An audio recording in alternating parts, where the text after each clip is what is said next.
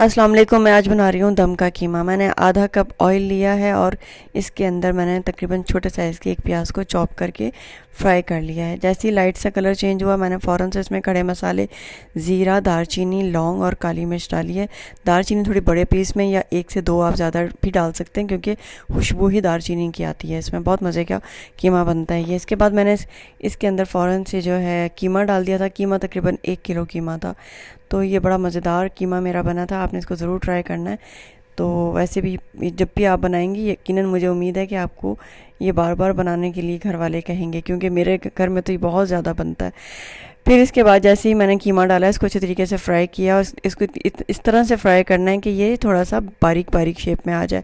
میں نے اس میں 5 ٹماٹر ڈالے ہیں جو درمیانے سائز کے تھے اور باریک کٹنگ کر لیے تھے تاکہ جلدی سے یہ سافٹ ہو جائے. میں نے تھوڑی دیر کے لیے اس کو ڈھک کے بھی رکھ دیا تھا کیونکہ جب تک نہ ڈھکو تو یہ تھوڑے سافٹ نہیں ہوتے، ٹائم لگتا ہے.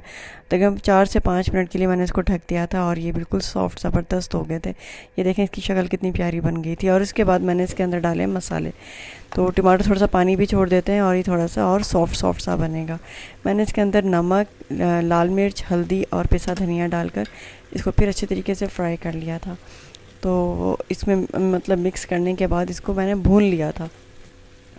تو اس کی دیکھیں کتنی پیارے مزیدار اس کی شکل بن گئی تھی اور یہ کھانے میں اتنا مزے کا بنتا ہے کہ اس کو آپ جب بھی بنائیں گے تو دل چاہے گا کہ یہ بار بار بنایا جائے. اچھا پھر میں نے کیا کیا، اس کے اندر جو ہے تقریباً 5 منٹ کے لیے دوبارہ ڈھکا تھا اور پھر تقریباً 2 چمچ دہی جو ہے وہ میں نے پھینٹ کر اس میں مکس کر دی تھی.